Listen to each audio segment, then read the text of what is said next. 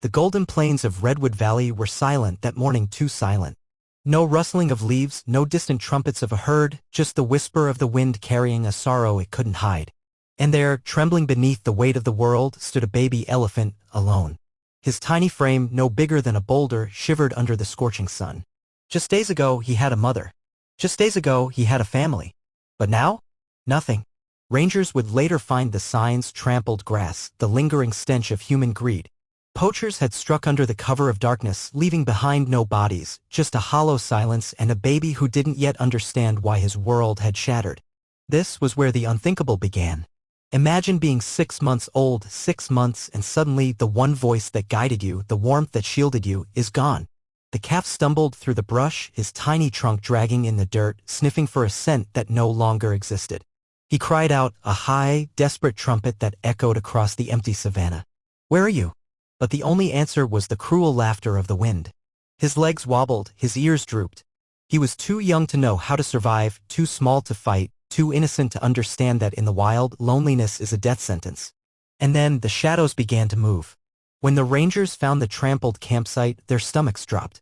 No bullets, no blood, just the eerie precision of men who knew how to vanish. "They took her," one whispered, fingers brushing a snapped branch. "Elephants don't just abandon their young. Ever." This was the work of poachers, ghosts in the night who traded life for ivory. The team radioed in, their voices tight with rage.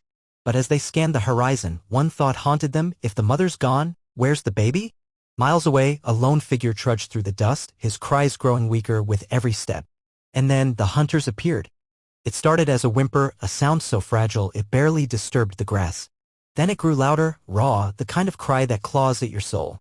The baby elephant's voice cracked as he called again and again, his trunk flailing toward the sky like a child reaching for a parent who'll never come. The animals froze. A giraffe lifted its head. A warthog stiffened. Even the wind seemed to pause. Because in the wild, a cry like that doesn't go unnoticed. It's a dinner bell.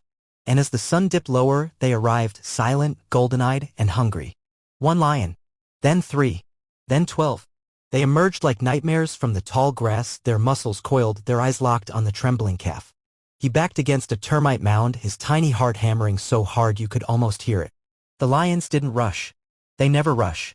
This was a game, a slow, sadistic dance of death. The lead lioness crouched, her tail twitching, saliva glistening on her fangs. The baby's legs gave out. This was it. No mother. No herd. Just teeth. And then the earth shook. 12 sets of eyes. 12 killers moving as one.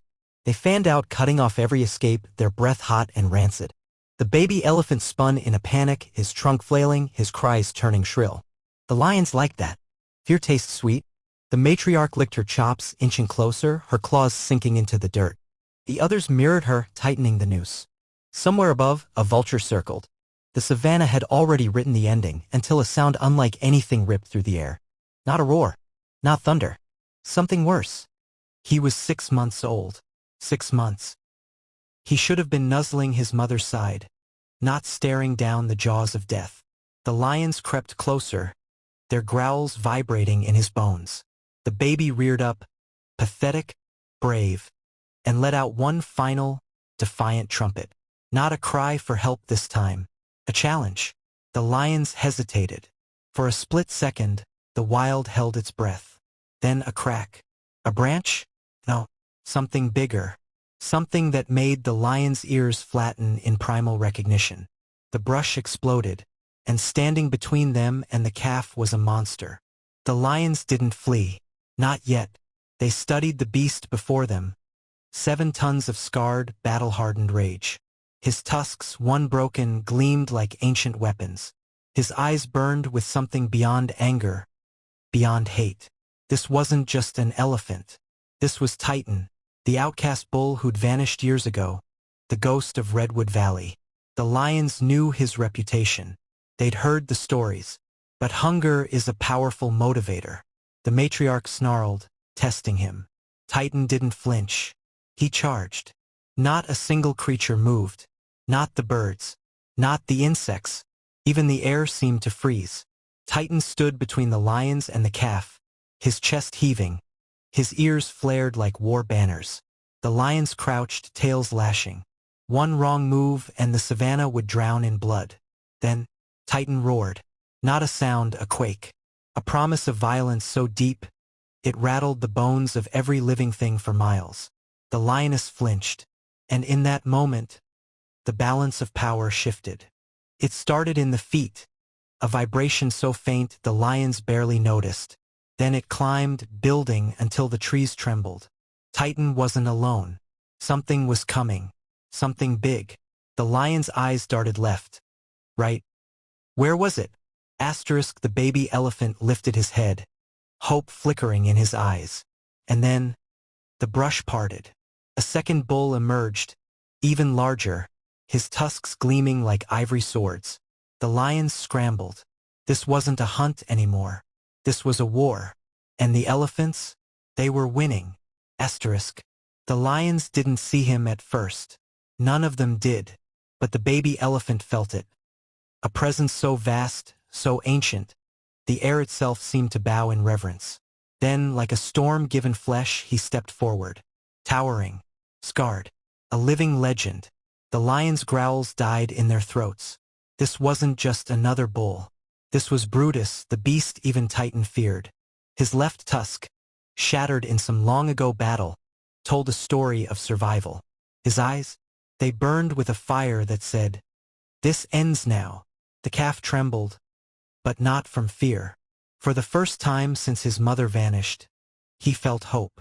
Rangers told stories about Brutus, how he'd vanished after his herd exiled him, how he'd walk for miles, a lone titan in the night, appearing only when death was near.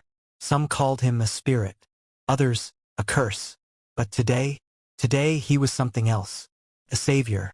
With a single glance, he sized up the lions, the calf, the wrongness of it all. Then he moved, not with rage, not with panic, with purpose. The lions didn't run. Not yet. They couldn't.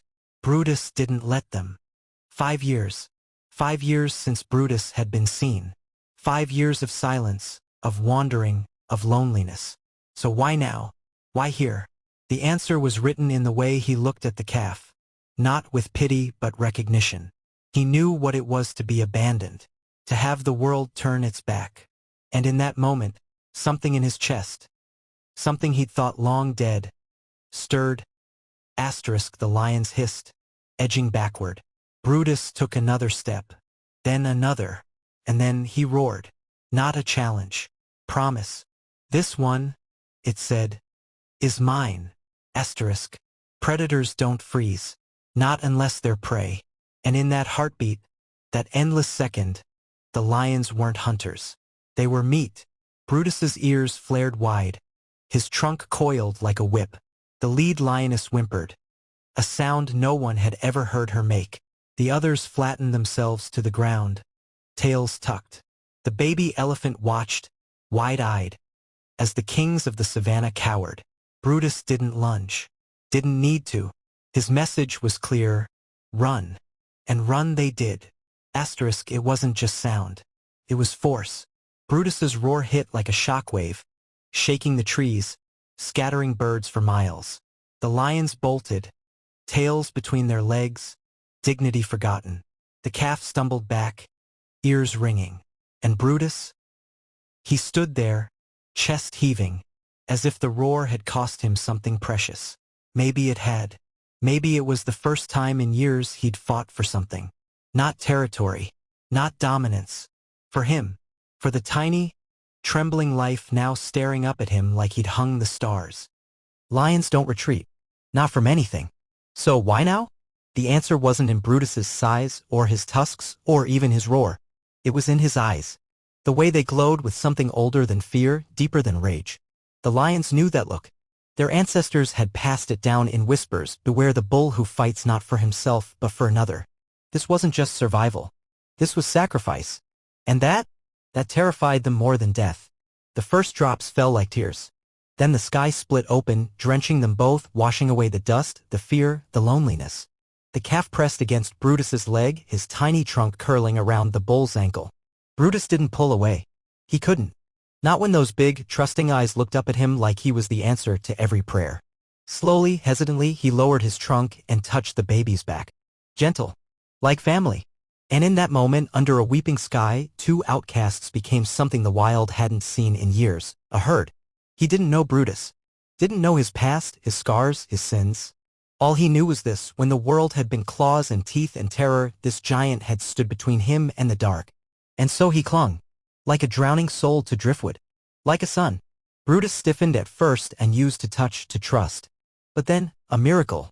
The bull's massive head bent low, his trunk wrapping around the calf in the closest thing to a hug an elephant can give. And the baby? He trumpeted, not in fear, but in joy. A sound so pure, even the rain seemed to laugh.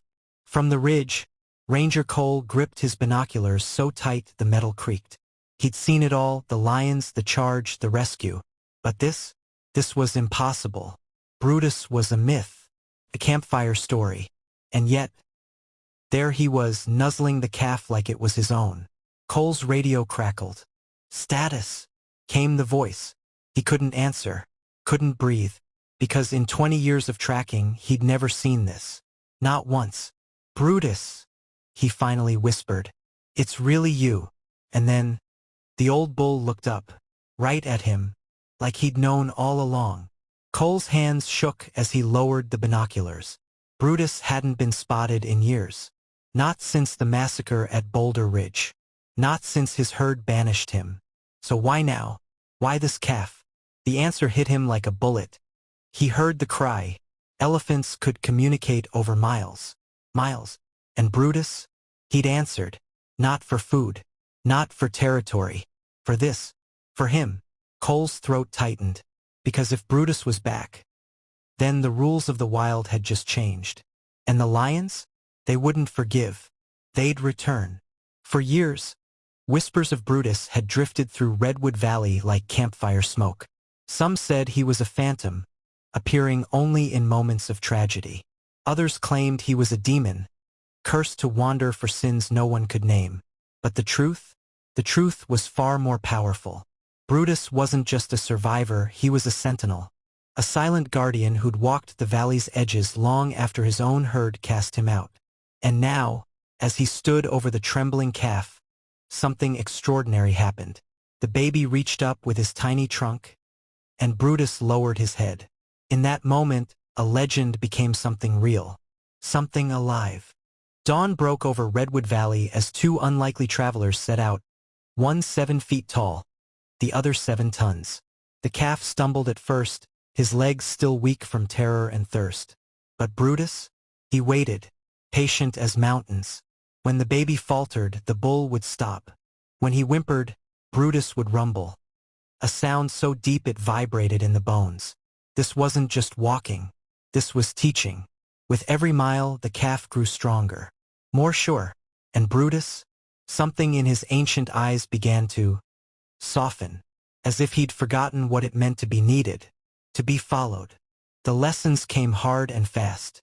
How to dig for water in dry riverbeds, which leaves held medicine. Where the old salt licks lay hidden secrets only the eldest bulls knew.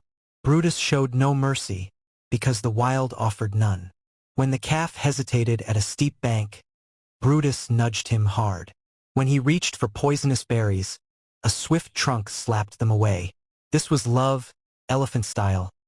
Brutal, beautiful, and absolute. And then, the miracle.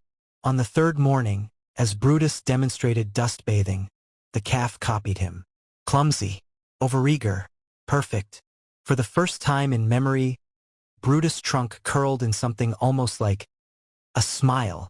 It started with the small things, the way Brutus flicked his ears to listen for danger, how he tested the wind with his trunk. The calf mirrored it all with the fierce concentration of a child learning magic. But when Brutus rumbled, that deep, seismic call that meant safe, the baby's attempt came out as a squeaky trumpet. Brutus froze.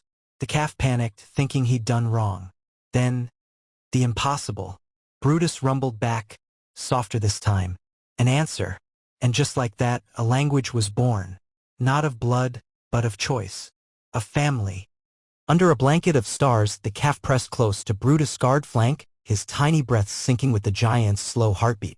The bull's trunk rested protectively over him, shielding from night's chill and from eyes in the dark. Because Brutus never fully slept. Couldn't. Not when he knew the lions were still out there. Watching. Waiting. But for the calf? These were the first peaceful nights since his mother vanished. Safe. Warm. Loved. Sometimes when he dreamed, his little legs would kick. And Brutus? He'd hum that same deep lullaby, the one his own mother had sung to him a lifetime ago. News travels fast in elephant society. Faster than poachers. Faster than fire. By the time Brutus and the calf reached the northern marshes, the herds already knew. Knew about the rescue. The lions. The bond. Matriarchs paused mid-migration, trunks lifted to catch their scent. Young bulls trailed them for miles, curiosity overpowering caution. Because this defied everything. An outcast bull nurturing a calf not his own? Unheard of. Unnatural. And yet, there they were. Living proof. As the days passed, the whispers grew louder. The herds drew closer. And Brutus? He tensed. Because in elephant culture, whispers always came before storms. Her name was Athena, matriarch of the largest herd in Redwood Valley. 40 strong, with memory stretching back decades. She'd been there the day Brutus was exiled. Had seen the rage in his eyes as his family turned their backs. Now, as she watched him guide the orphaned calf through the tall grass, something in her ancient heart shifted. This wasn't the Brutus she remembered. This bull moved with patience. With purpose. Athena's daughter nudged her, questioning. The old matriarch didn't answer. Not yet. Because some truths needed to be seen to be believed. And so she followed. The calf saw them first, a line of gray giants emerging from the trees. His happy splash froze midair. Heard. Instinct screamed at him to run to them. But Brutus? Brutus blocked him, his body rigid as stone. The message was clear, wait. Athena approached alone, her ears flared in greeting, but her eyes? Her eyes were knives. The two titans stood motionless, separated by years of bad blood and fresh possibility. Then, a whimper. The calf, desperate with hope, peeked out from behind Brutus' leg. Athena's gaze dropped. And in that moment, the fate of 3 lives hung suspended on a single, silent breath. Athena's signal was subtle, just a flick of her trunk. But it was enough. The herd moved, fanning out in a semicircle of wrinkled, gray and curious eyes. Brutus tensed, ready to charge, to fight, until Athena did something extraordinary. She lowered her head. Not in submission. In invitation. The calf trembled, torn between instinct and fear. Brutus rumbled deep in his chest, not a warning but a choice. Go, it said. If you want to. One shaky step. Then another. The herd parted like a living river as the baby walked toward Athena and into the unknown. It was the smallest of steps. The bravest. Athena waited, motionless, as the orphaned calf pressed his forehead to her front leg, the universal elephant plea, take me in. For 3 heartbeats, the world stood still. Then contact. Athena's trunk curled over his back in the oldest blessing of all, you belong. The herd erupted, trumpeting, rumbling, rejoicing. But the calf? He turned back. Because there was one more soul who needed this. One more heart that had forgotten what home felt like. Brutus stood frozen, his scars gleaming in the sun, as the baby elephant stretched out his trunk and begged him to follow. Athena's ears went still, the way they always did before delivering judgment. The herd held its breath. Brutus stood motionless, his muscles coiled like springs, ready to charge if this was some cruel trick. Then, the matriarch did what no elephant had done in 7 long years. She reached out. Her trunk brushed Brutus' scarred cheek, not as a challenge, but as atonement. The herd gasped. Because this was history. An exiled bull being welcomed back. But the true miracle came next. Athena's eyes shifted to the calf, then back to Brutus, and in that look was a question that would change everything. Will you stay? Memories flooded Brutus. The last time he'd stood before a herd, it had been to the sound of snapping branches and angry trumpets as his own family drove him away. The shame had burned for years. Now, as Athena waited, he felt that old rage rise up until tiny feet shuffled beside him. The calf. His calf. Pressing close, wrapping his trunk around Brutus' leg like an anchor. And in that moment, the bull understood this wasn't about forgiveness. It was about something greater. Drawing the deepest breath of his life, Brutus did the unthinkable. He lowered his head to Athena. Not in submission. In surrender. The message was clear, for him. I'll stay. Elephants don't need words. Not when a flick of an ear can convey warnings, when a rumble can carry for miles. As Brutus and Athena stood trunk to trunk, the air between them vibrated with something more powerful than sound. The herd watched, transfected, as their matriarch's eyes narrowed, then softened. A younger female protested with a sharp trumpet until Athena whirled with a roar that shook leaves from trees. The message was law, he stays. But as Brutus moved to join the herd, Athena blocked him with her massive body. There was one more thing. Her trunk pointed firmly to the calf, then to the center of the herd where the youngest mothers stood. The demand was clear: prove you can let go. Brutus stiffened. Give up the calf? After everything? His instinct screamed never until he looked down. The baby was already nuzzling against Athena's leg, welcomed by the herd's females who surrounded him in a protective circle. A place Brutus, as a male, could never go. This was the way of elephants. This was right? With agonizing slowness, Brutus stepped back. The calf let out a confused squeak, reaching for him. Every muscle in Brutus' body burned to charge forward to claim what was his. But then, Athena did the extraordinary. She stepped aside, leaving a space between herself and the calf.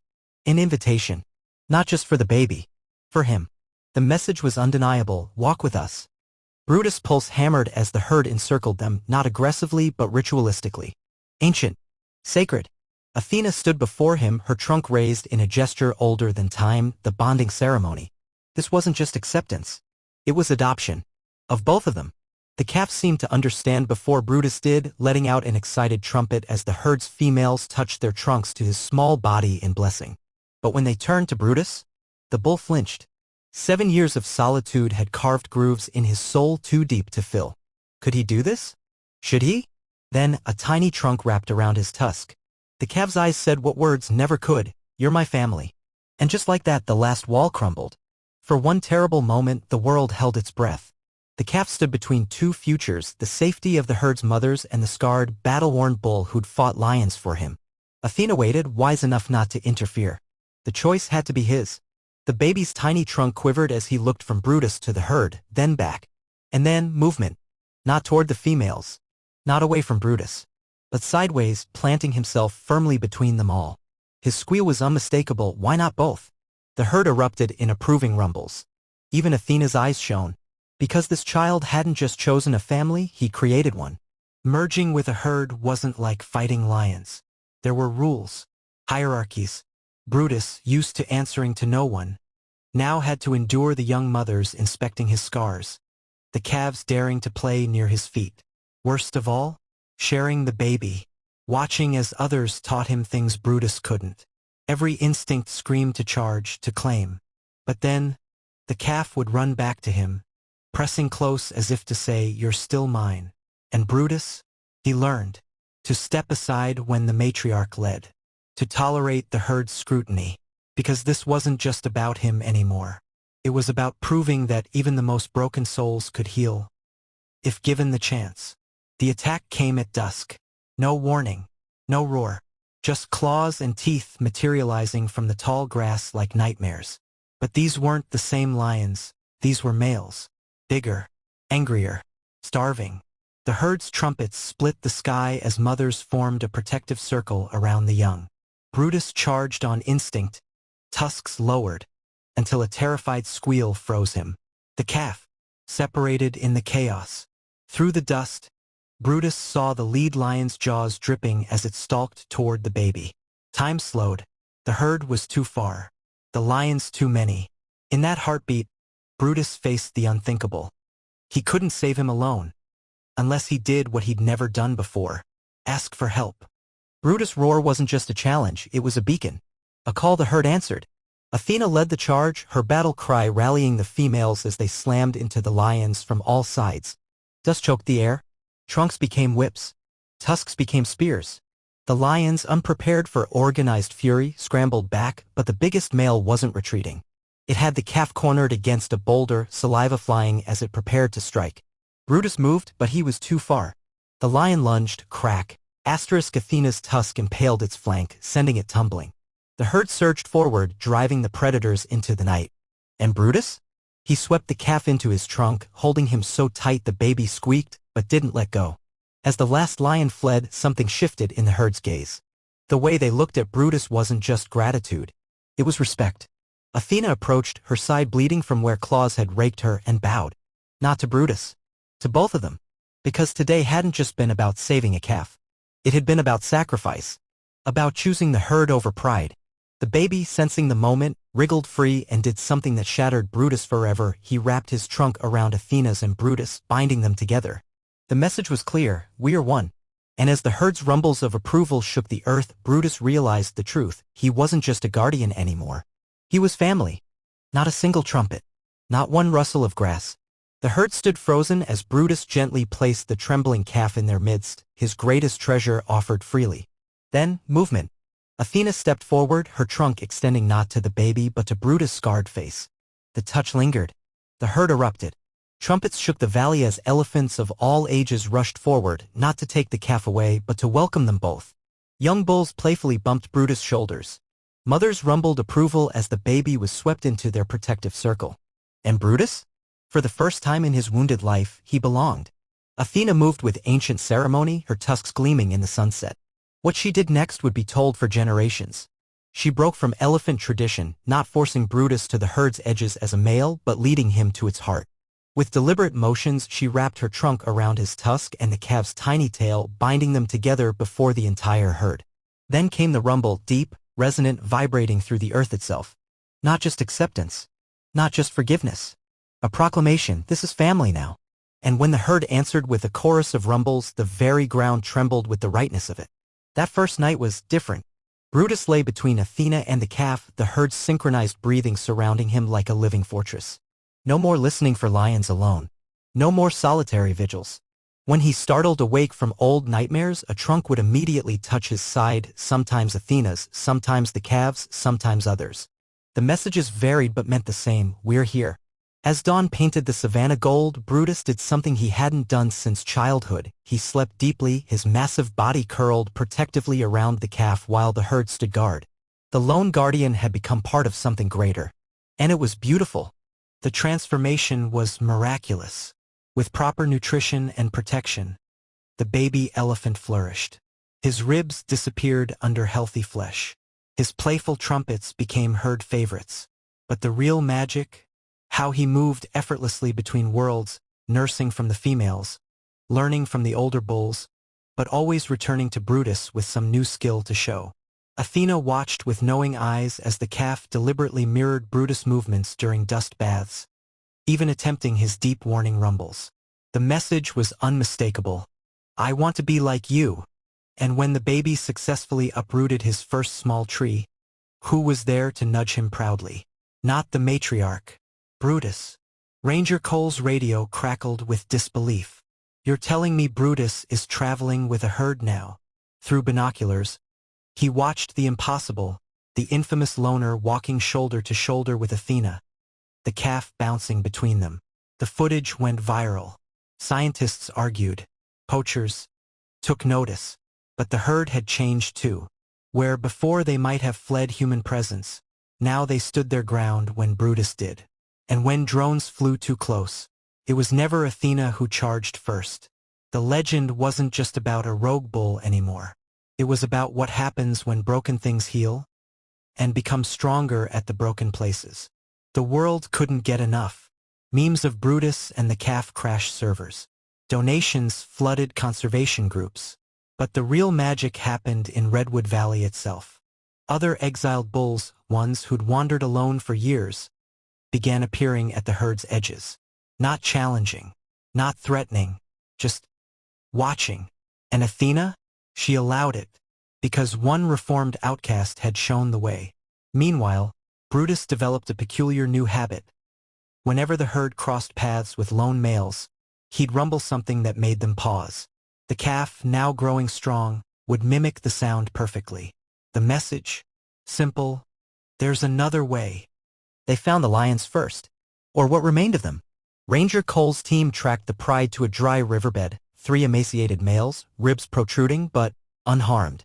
Just gone, as if they'd simply decided to stop hunting elephants. The truth came weeks later when a tourist captured footage of Brutus standing over a wounded lioness, not killing, not attacking.